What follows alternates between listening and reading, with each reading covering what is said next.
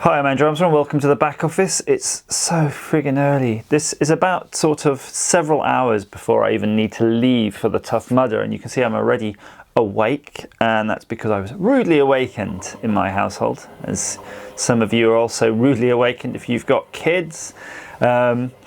I've been sort of quite excited actually about getting on and doing it. I think from reviewing the sort of materials about it and watching the videos, it looks like it's just going to be a lot of fun today. So I'm trying to gather my enthusiasm in this, despite having a lot of lack of sleep, not having the lie-in I expected. Outside is absolutely frosty, and you know, I'm in my thin team t-shirt and lycra leggings, so I'm not sure how I fare. You know, there's a compromise between wearing a load of clothes, obviously, that you're going to get wet and soaking in mud, and then having to carry them around with you, and then wearing very little and being cold the rest of the time, but hopefully drying quickly. I don't know if you're a little bit like me. I'm very cold-blooded, so I'm always shivering, always cold. If I even go to the normal kiddie swimming pool, you know, with the kids, I'm shivering in there too. So I'm not really sure how I'm going to fare.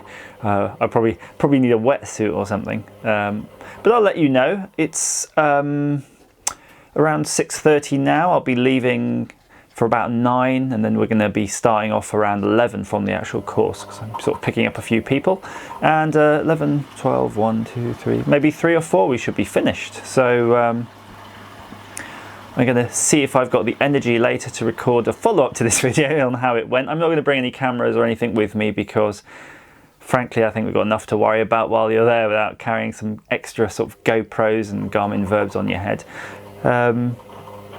Let's see how I fare. See you in a few hours. Hi, I'm back from Tough Mudder. Look, got a little bit of a kick from a teammate, I think, but that's fine. It's all part and parcel of the fun. I'm, to be honest with you, almost too exhausted to talk about it. I need to rest and have a bath, get this mud off me, and then we can cover that tomorrow. Just to let you know that every part of my body actually ached.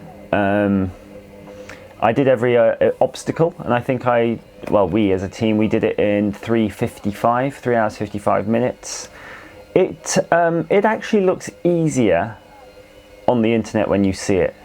In reality, it's pretty tricky. It can be a little bit as difficult as you want in some respects, because you can choose your pace for the running sections. The actual obstacles themselves, you know, they're not so bad. You can pile through those quite quickly if there's not too many queues. Physically grueling, definitely worth doing. I feel like if I continue this video tomorrow, if I'm able, I'm going to know that every part of my body actually is feeling the effects. But the satisfaction going over the finish line and getting your little headband and your t-shirt, which I can't show you because I've already thrown them in the washing machine. That's the noise in the background. It's good. It does make you feel like you've kind of achieved something, and I think that's probably the best thing it gives you. You really have that sense of accomplishment that you have achieved it, and I think it's quite commercial. I'm going to say a little bit. It's quite commercial and all of that. You know, you're paying quite a lot to take part in this event, but you know, something you do a couple of times a year, maybe once a year, makes you feel so good about yourself, it'll be worth it.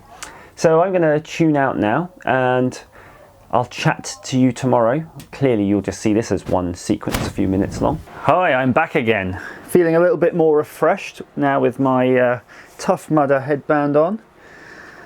I can't remember where I left off yesterday, other than I do recall I was very tired.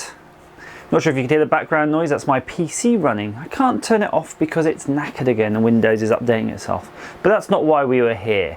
We're here to talk about Tough Mudder, my experience from a couple of days ago. Just to let you know, let's sort of work our way from the beginning, shall we? I turned up to the event. It was great. There was a few of us. We signed in, which was a very efficient process. Clearly, they're very well practiced on it. Waited around for a little bit. went into the sort of corral of people getting ready to go and run out, and there was a little bit of a warm-up exercise thing going on to get everybody in the mood, and then that was it really. Off we went. And the first thing you're presented with before you even get to the starting line is a big wall, a wall of wood, and I tried to vault off this and failed. The first attempt at jumping over it, I couldn't do it because I didn't really know what I was doing. However, I looked around and I noticed the sort of technique that people were using. Second attempt, I was over it. So that sort of sums up in many respects Tough Mudder, because none of the actual obstacles are probably things you can't achieve without a bit of practice. Let's put it that way. I mean, there's a lot of things that involve you hanging, like monkey bar type things, and you're not really going to be used to that unless you're doing a lot of gym work. So, you'll understand what it is. You probably won't be too afraid of actually attempting it, and you might not get across the obstacle the way you intend. So if there's a monkey bars across a pile of water, for example, you're likely to probably fall into the water at some point and then have to swim the rest of the way. There were people who were doing it, of course, and there was a whole mixture of people, so it was great. I would say always attempt an obstacle. I think I've rushed ahead a little bit though, just to sort of let you know the general layout. It was about 12 miles of running or walking, depending on your fitness level. I think we jogged. I believe we did the course in about 3 hours 30. If we exclude the sort of 15 minutes, there was an accident, so we had to all wait a little while. I think someone had broken their leg on the Everest climb. And I'm just sort of trying to rack my brains now to think of all these events. Remember, it's like sort of 12 miles and I think 20 obstacles or something. So, just trying to remember what those obstacles are is a bit tricky at this point. Some that stood out, there were plenty of climbing ones. So anybody who's got sort of strength, upper body strength, who can pull themselves up, especially by one hand, and get themselves to the top of the obstacle so they can help the next people along or people in their team, that's going to be a great boon. So just make sure if you're doing Tough Mudder, you work your upper body so you've got plenty of strength. The Arctic Enema, that was an interesting one. You're basically plunged into a big skip of icy cold water and you've got to swim under a few tires, get to the other side. That wasn't so bad, apart from the fact that one of my teammates accidentally, got a cut underneath here, accidentally sort of put their foot on my head and used me to push off. So there was a bit where I sort of sat on the bottom, unable to get up, body freaking out from this cold. So I did get up and I was you're gasping for your breath, and then to actually have to hold your breath and then go back under again to get on that thing was really difficult. Your body doesn't want to cooperate, it doesn't want to go back under. So if you can do the Arctic Enema and kind of keep going, roll with it, just get under there, keep going, I think that's your best approach.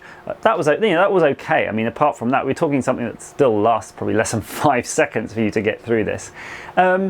And all the rest were pretty much okay. I can't think of anything particularly grueling.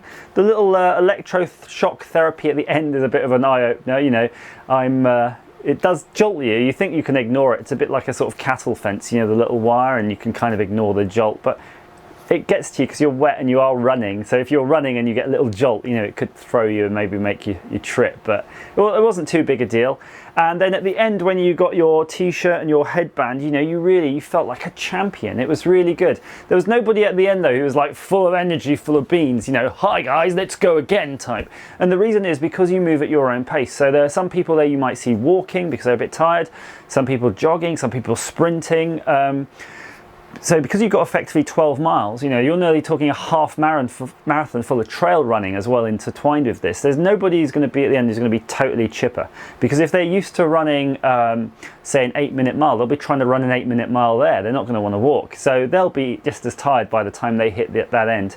Their time might be different, but they'll still be exhausted. And I think it's an exercise in exhausting you and teamwork. It feels very rewarding to be there at the end and feel that you've done a very human thing. It's very primal. all of those activities are things that the human body is designed for. And remember, we're virtually unprotected. If you see my arms here, there's no cuts and bruises, despite all the sort of dragging them through the mud and grit and, you know, reasonably sharp bits and bobs around. You know, you can take this. We're ready. We're built for this. So that's why you feel so elated. I mean, I feel so solid now. Unbelievable. I kind of want to work on upper body now. I know I'm normally doing running, so there's not really much upper body going on, and that you know, that was a sort of little bit of a weakness. There's so many hanging things. I couldn't really. I'd love to achieve the full objective of a hanging exercise. You know, like do the whole monkey bars from the beginning to the end. I'll need to practice that for next time. But yeah, you feel like you've worked all your body. It really makes you feel alive and excited. So right away, I signed up for next year. So there's a little bit of a discount as well if you sign up right away, and everybody else on the immediate team did as well. So we all had a good time. So that's sort of 5 people who just signed up instantly. So that probably lets you know how much fun it is. And you see all the bravado and the thing on the advertising. You know, it's a bit annoying, really, if you think about it, because it's so, you know, in your face. We're so tough. We're so tough. I really don't think it's particularly tough in terms of what I imagine, say, someone in the military must have to go through in terms of their training. It's definitely tough for somebody who's working a computer. If I can do it, I can think so many other people can do it. But it will challenge you. It's tough for any individual. It will be a challenge, no matter how fit you are, because you'll push yourself that bit harder. So yeah, it is tough.